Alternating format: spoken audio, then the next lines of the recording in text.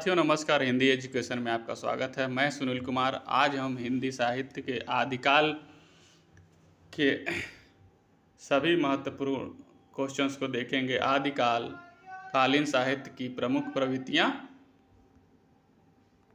ठीक है। ये घटना चक्र से लिया गया है क्वेश्चंस, और ये आदिकाल आज हम एक ही वीडियो में समाप्त करने की कोशिश करेंगे। चलिए आइए देखते हैं। पहला क्वेश्चन इसमें दिया हुआ है, इतिवृत्ति और आलोचना का समावेश। इतिवृत्ति आलोचना का समावेश के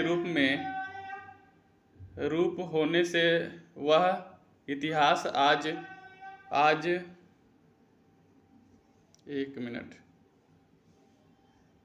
आज भी प्रकाश स्तंभ बना हुआ है। आज भी प्रकाश स्तंभ बना हुआ है। इस कथन में जिस इतिहास की ओर संकेत किया गया है उसके लेखक हैं। तो इसका सही जवाब होगा रामचंद्र शुक्ल। ये ट्रिक है, इतिवृत्ति का जहाँ भी लिखा रहे तो रामचंद्र शुक्ल पर चले जाएंगे। इतिवृत्ति, ठीक है। आगे चलते हैं। उपर्युक्त कथन रामचंद्र शुक्ल का है। शुक्ल जी ने हिंदी साहित्य के इतिहास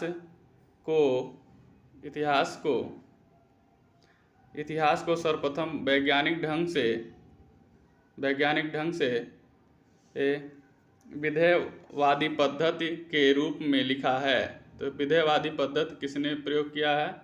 रामचंद्र शुक्ल ने। आगे चलते हैं क्वेश्चंस।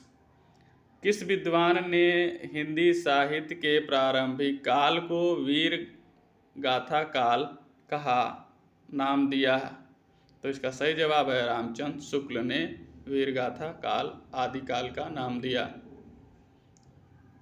आगे चलते हैं। सभी लेखकों का देखिए इसमें लिखा हुआ है, हिंदी साहित्य के विभिन्न विद्वानों ने प्रारंभिक काल का विभिन्न नामों से वर्गीकरण किया, जो इस प्रकार है।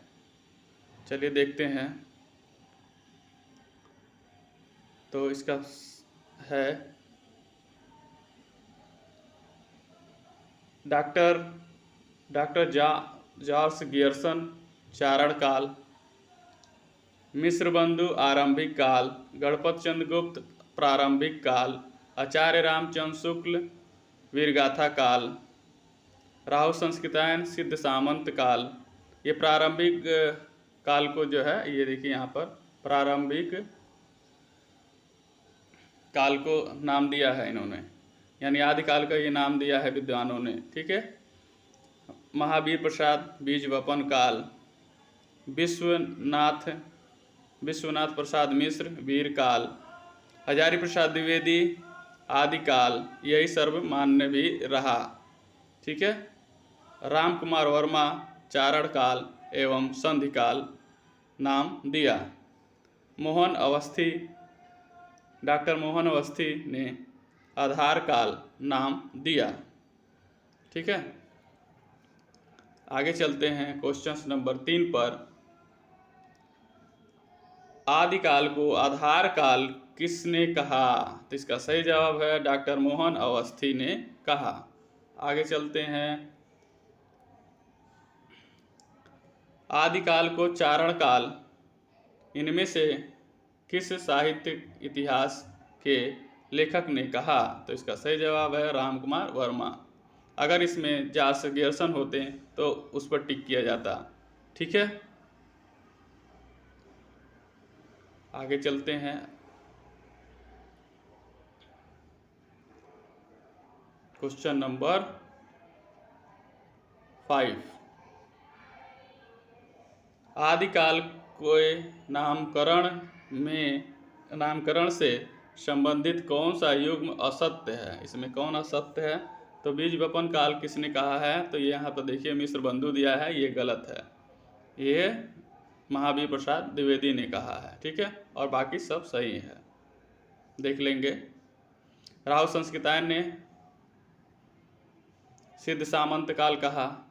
संधि एवं चारण काल राम कुमार वर्मा ने।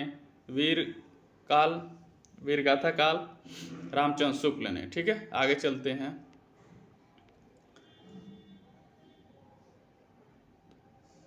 हिंदी साहित्य के प्रथम काल को वीर काल किसने कहा? तो वीर काल विश्वनाथ प्रसाद मिश्र ने कहा।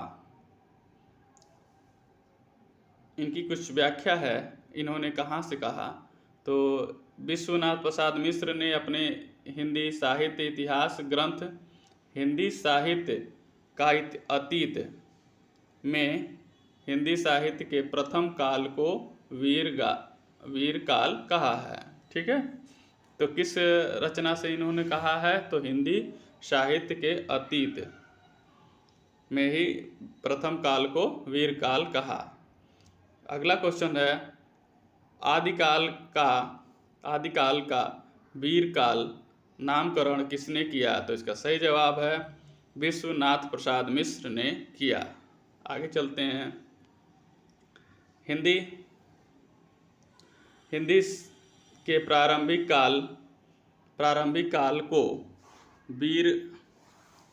वीरगाथा काल किसने नाम दिया? तो ये डॉक्टर रामचंद्र शुक्ल ने, आचार्य रामचंद्र शुक्ल ने। आगे चलते हैं। आदिकाल को वीरगाथा काल किसने कहा? ये सारे क्वेश्चंस देखिए बार बार रिपीट हुए हैं, तो ये भी इसका सही जवाब होगा रामचंद्र शुक्ल। आगे चलते हैं। इनकी कुछ व्याख्या दी हुई है जिसे हम देख लेते हैं। एक मिनट।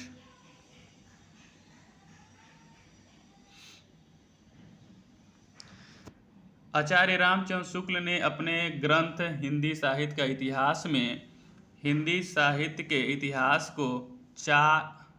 को चार कालों में बांटा। इन्होंने काल विभाजन में दोहरा नामकरण अपनाया, जो इस प्रकार है। ठीक है, आदिकाल को दोहराकरण, इसमें आदिकाल को वीरगाथा काल कहा, और जो 1050 से 1375 है विगत संवत। भक्ति काल को इन्होंने पूर्व मध्यकाल कहा, जो 1375 से 1700। रीतिकाल को इन्होंने उत्तर मध्यकाल कहा, जो 1700 से 1900।